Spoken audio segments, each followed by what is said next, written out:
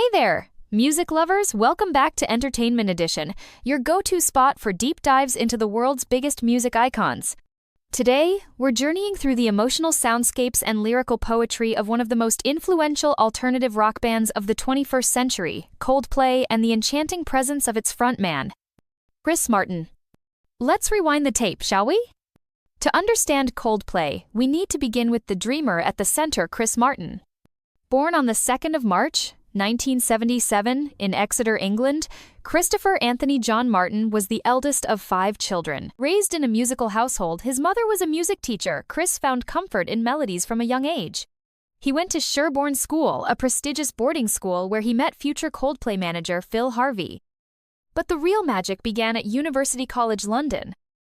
It all started in the mid-90s, when 4 young men met at University College London. Chris Martin, Johnny Buckland, Guy Berryman, and Will Champion weren't just students, they were destined collaborators. Initially called Pectorals and later Starfish, the band finally settled on the name Coldplay, a suggestion borrowed from a fellow student who thought the name was too depressing for his own group. That's right, a name someone else abandoned became iconic in the hands of these 4. Coldplay's rise wasn't meteoric at first, it was slow-burning, intentional, and deeply emotional. In 2000, they released their debut album Parachutes, and suddenly, everything changed. The lead single, Yellow, exploded onto the global scene. Chris Martin's aching voice, the haunting melody, and that now iconic video of him walking along a moody, windswept beach, it was raw, it was beautiful, and it was undeniably Coldplay. From there, they carved out a niche in the music industry that few dared to explore.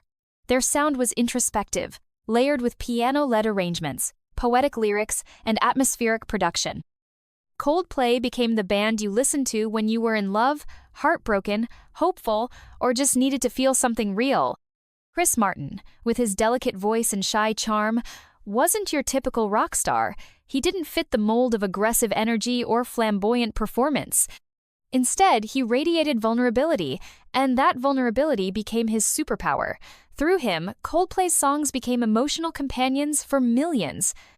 Let's talk about A Rush of Blood to the Head, the album that solidified their place in music history.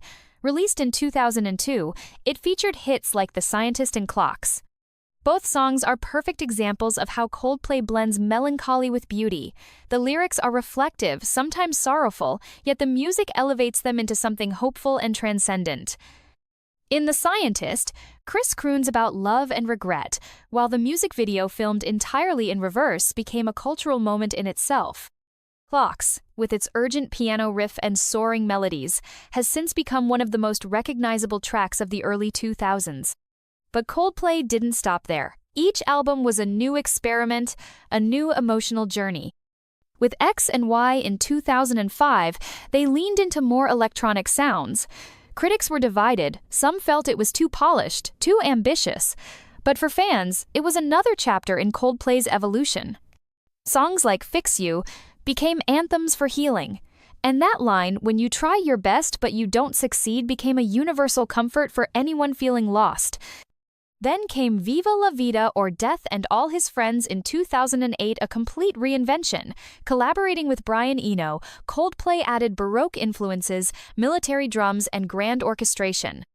The title track, Viva La Vida, was an unexpected hit, a historical, haunting reflection on fallen power, set to an unforgettable melody. It won them a Grammy for Song of the Year and marked Coldplay's boldest sonic shift yet. Through it all, Chris Martin remained the emotional anchor, the introspective heart of the band. His lyrics often stemmed from deeply personal places. His relationship with actress Gwyneth Paltrow, from their marriage to their famously amicable conscious uncoupling, added even more public interest to his introspective writing. In interviews, Chris often describes songwriting as therapy. It's his way of processing love, loss, spirituality, and the overwhelming complexities of life. He's never been afraid to admit that he cries, that he doubts himself, that he questions everything, and it's that honesty that makes Coldplay's music feel so authentic. After Viva La Vida, Coldplay continued to explore new territories. Milo Xyloto brought in a colorful, pop-infused sound. Songs like Paradise and Every Teardrop is a Waterfall showed they could still write massive hits while experimenting with form and genre. Ghost Stories in 2014 took us back to the moody Coldplay, intimate, reflective, and somber, likely influenced by Chris's separation from Gwyneth. Then came A Head Full of Dreams, brighter, more hopeful. With Beyoncé featured on Him for the Weekend, the band once again embraced pop collaboration without losing their essence. But even as they've experimented with EDM, pop, and even reggaeton, Coldplay never lost their emotional core. Their 2019 release, Everyday Life, took a more global, politically conscious approach. Songs were sung in different languages. Themes of justice, equality, and humanity ran deep. It was Coldplay's most mature record, less commercial, more philosophical. Chris Martin seemed to be singing not just from personal heartbreak anymore, but from global empathy. That's the thing about Coldplay. They've always walked the line between the personal and the universal.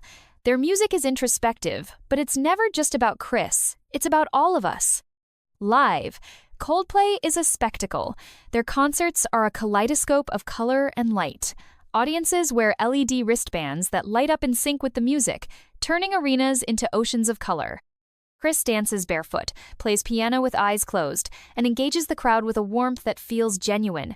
He's not just performing, he's inviting you into an emotional experience. Let's not forget how much the band has embraced innovation. From groundbreaking music videos like Up, Up, to immersive live streams and sustainability efforts in their tours, Coldplay doesn't just create music, they create moments. Their 2021 album, Music of the Spheres, saw them teaming up with BTS for My Universe, blending cultures, languages, and fandoms in a powerful collaboration. It became an instant chart topper and proof that Coldplay was still evolving. And Chris, always humble, always grateful, continues to be the soul of the band. He's often the first to credit his bandmates, always the one cracking awkward, sweet jokes in interviews. He's more than just a frontman, he's a poet with a piano, a dreamer with a microphone. As of today, Chris Martin has said that Coldplay plans to stop making new music after 2025, but will continue touring. If that holds true, we're nearing the final chapter of new Coldplay albums. But let's be honest, their legacy is already carved in the hearts of millions. They've sold over 100 million albums, won countless awards, and performed in every corner of the world. But more importantly, they've comforted the broken, inspired the dreamers, and reminded us all that it's okay to feel too much, because feeling is what makes us human. Today, Coldplay is more than a band, they're a phenomenon.